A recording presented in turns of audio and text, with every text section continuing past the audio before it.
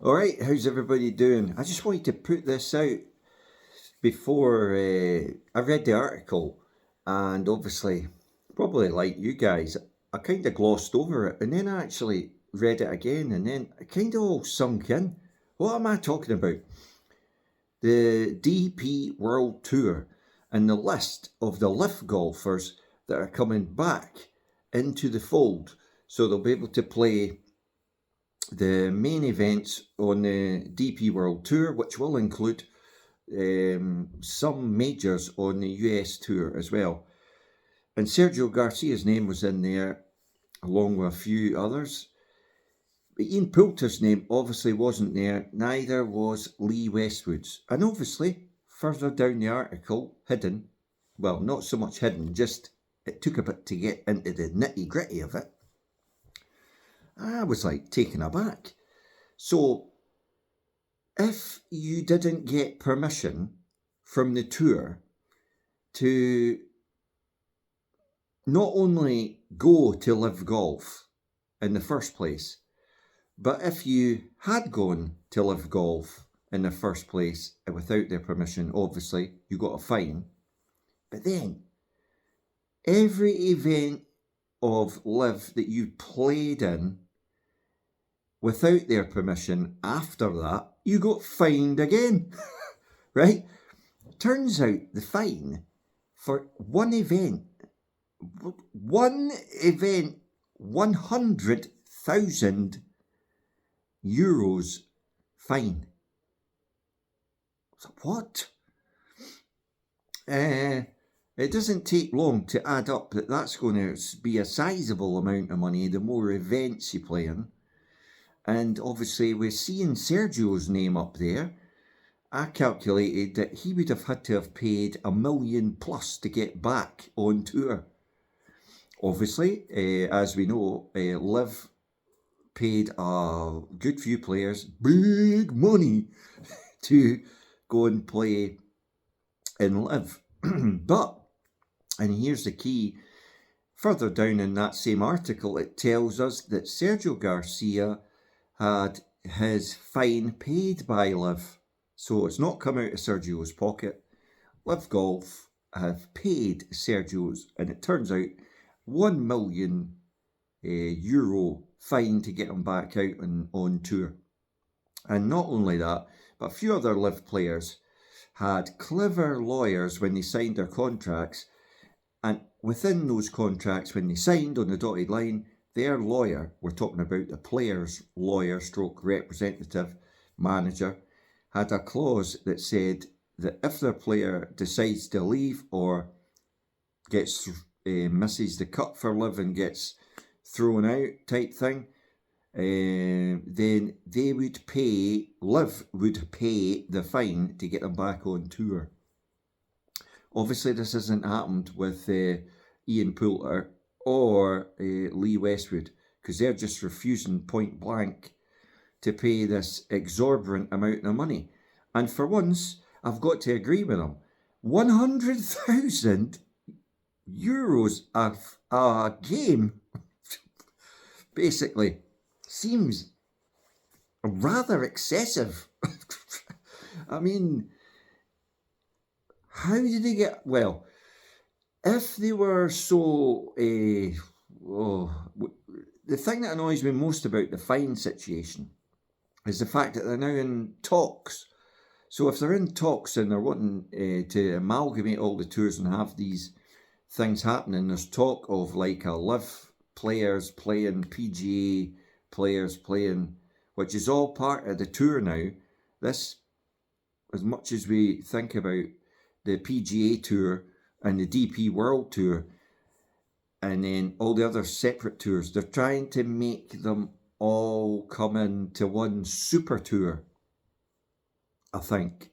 I think that's the idea even that Slumbers was thinking about, and the top echelons in the PGA Tour, they're all thinking the money pot is shrinking. So if we can get a big, massive pool of like golf stars together, and bring it all together, then we can monetize it better. I think that's probably the easiest way to explain it.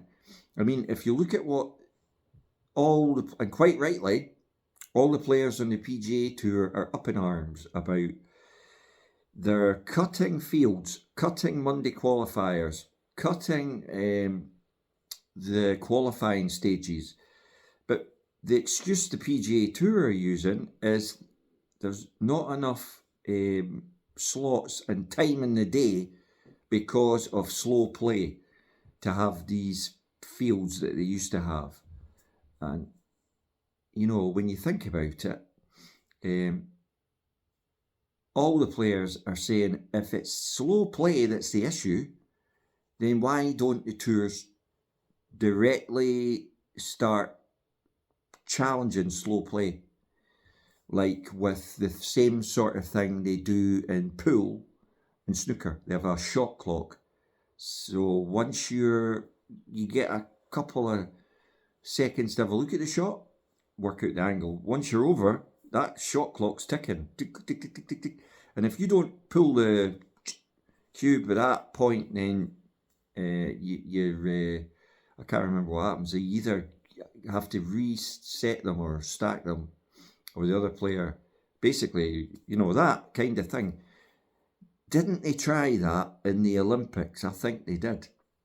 And I think you had loads of people going, whoa, whoa, whoa, whoa, whoa, and even the commentators were going, I think he's trying to swipe away an imaginary wasp or something. There wasn't a wasp there. It's like, think of something. Whoa, whoa, whoa, I'm not ready to hit that shot. Whoa, whoa, whoa.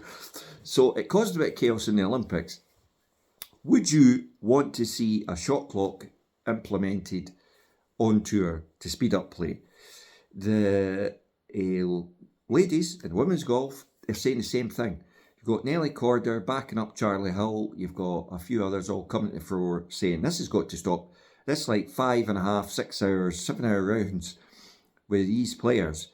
See, if you get like a fast player who just wants to get on with it, classic example, Brooks Koepka.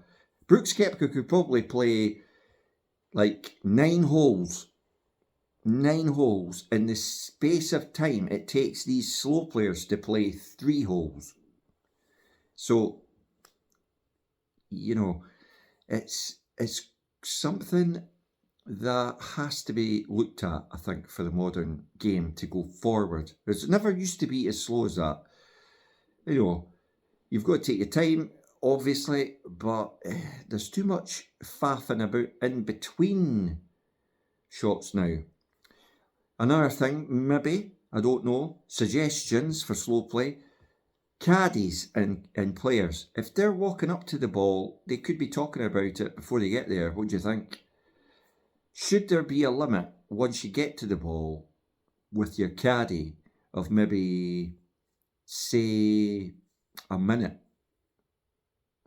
Right, a minute. You get 3 minutes to look for a ball. So say it's a minute, right, to say what you're going to play, yardage. Do you need more than that? The caddy should have already a good idea by the time he gets there. What way's the wind going? It's about a 9 iron, boss. Right, hit it. I don't know. Something's got to happen, because what's happening, and what's been happening for years, the last few years, is golfers tend to mirror what they see on TV. So they think it's okay to take 20 minutes to play a golf hole, and you're demented because you're like just wanting to get on with it. You've not got more than 3 hours to go around a golf course because you've got a wife and kids back home. So you're wanting home. I'm not running around a golf course in like 3 hours, 3.5 hours. Like an hour and a half for 9 holes, an hour and 20, that's good going. But I mean, any more than that, you're talking like, where does it have to stop? But you comment in the comments as well. How surprised were you when you found out, well, all those live players are coming back on tour saying, the reasons that they gave for not being on tour, and the surprise that over £1 million euro fine was paid for them. to get back on tour. Even though, you know, they're working on these deals together, it all seems a bit. Could see the point if they were still at loggerhead. Well, they are still at loggerheads, but they're working to try and work together for what they keep saying is the benefit of sport. We all know how that's turning out in boxing. Tremendous, eh? I want that guy to fight that guy. Well, that's not going to happen. No, I want that guy to fight that guy. Oh, that's not going to happen. Well, 2 million quid each. Where do we sign? Well, you comment below. What do you think's going on in the world of sport? Is it just a case of how much money can you throw at it now? And are there any free agents left? Thanks for watching. And I hope you enjoyed, subscribe, and share the video if you can. Thanks. It's all for charity. Thank you for watching.